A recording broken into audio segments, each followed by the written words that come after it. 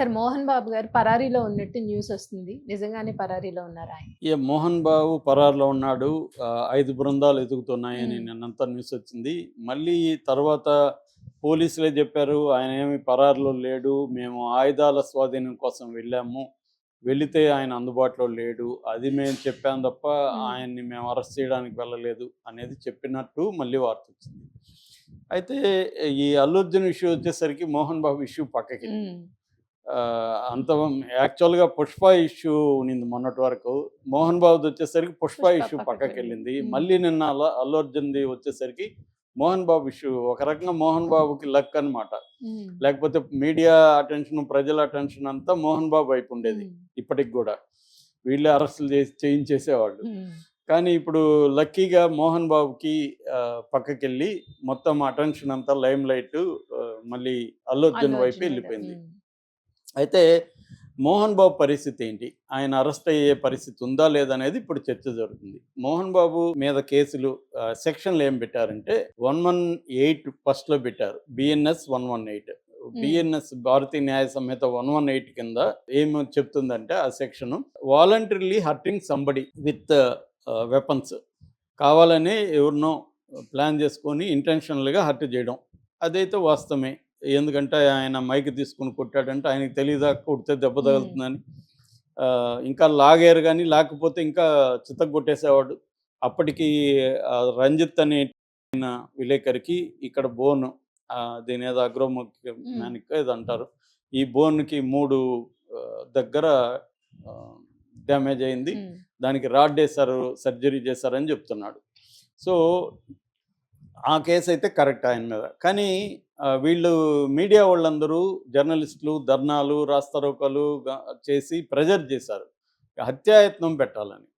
ఎందుకంటే ఇది ఆహ్, ఒకవేళ ఇక్కడ ఏమన్నా తగులుంటే హ్మ్.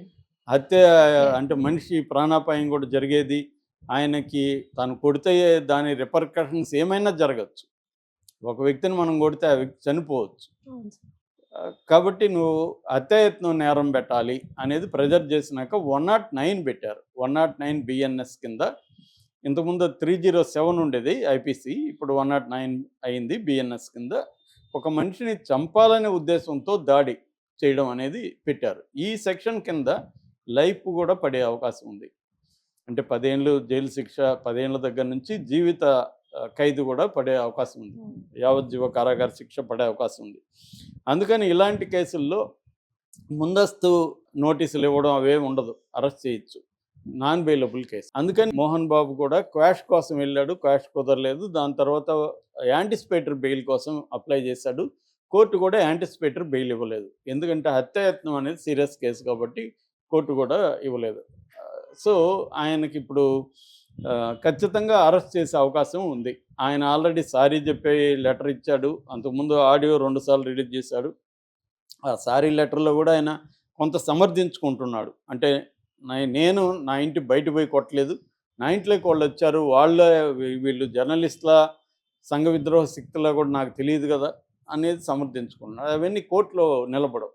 కోర్ట్‌లో నీ ఇంటికొస్తే నువ్వు చంపేస్తావా మనుషుల్ని? నీ ఇంటికేమన్నా దాడి జేయడానికొచ్చారా వాళ్ళు? అనేది ఇవన్నీ ప్రూవ్ చేయాల్సుంటది. రెండోదేంటి ఆల్రెడీ మనోజే చెప్తున్నాడు. నేను పిలుచుకొనొచ్చిన జర్నలిస్ట్‌లని. మనోజ్ ఏందంటే మా పాప ఉంది అక్కడ హ్మ్. 7 నెలల పాప. ఆ పాపని తీసుకొద్దామని నైట్ వెళ్ళాలనేది ప్లాన్. అయితే మనోజ్ అంతకుముందు పెట్టిన బౌన్సర్‌లని విష్ణు తరిమేసి, విష్ణు తన బౌన్సర్‌లు 40 మంది దాకా అక్కడ డిప్లాయ్ చేశాడు. అందుకని మనోజ్‌కున్న ఐడియా ఏందంటే, తను వెళ్తే ఇప్పుడు ఆ బౌన్సర్లు గొడవకొస్తారు. ఏమన్నా జరగచ్చు అని జెప్పి ముందే ఒక ఐడియా ఉంది గాబట్టి, మీడియాని తీసుకెళ్తే జాగ్రత్తగా ఉంటారు మీడియా ముందు అని మీడియాని పిలిచాడు. మీడియా వెళ్లారు. ఇది నేను జెప్పేది గాదు మనోజే చెప్పాడు. హ్మ్. నా కోసం వచ్చిన అవును మీడియా సార్. మీద దాడి చాట్ జరిగింది. చేశారు. హ్మ్. నేను క్షమాపణ చెప్తున్నానని మీడియా ముందు అతను హ్మ్. చెప్పాడు. సో, చాలామంది ఏమైనా విమర్శిస్తున్నారంటే, మోహన్ బాబు ఇంట్లోకెళ్ళి మీడియా చేస్తే కొట్టరా అని లాజిక్‌లు మాట్లాడుతున్నారు. వీళ్ళ లాజిక్‌లు మాట్లాడడం వెనక సమాచారం ఉండాలి. హ్మ్. ఇష్టం వచ్చినట్టు మాట్లాడితే లాభం లేదు. మామూలుగా లాజిక్ మా ఇంటికొస్తే హ్మ్. విలేకరులొచ్చి కెమెరాలు పెడితే కొట్టమా అంటే, అప్పుడు కూడా కొట్టకూడదు. అది వేరే విషయం. అట్లీస్ట్ అది జరిగినప్పుడు మనకి ఒక సమర్థించుకోవచ్చు. మోహన్ బాబు కూడా అలాగా సమర్థించుకోవడానికి ఫస్ట్ ట్రై చేశారు. ఆడియో రిలీజ్ చేసి నేను బాధపడుతున్నాను కొట్టిన దానికి, కానీ నా గురించి మీరెందుకు బాధపడట్లేదని ప్రశ్నించాడు.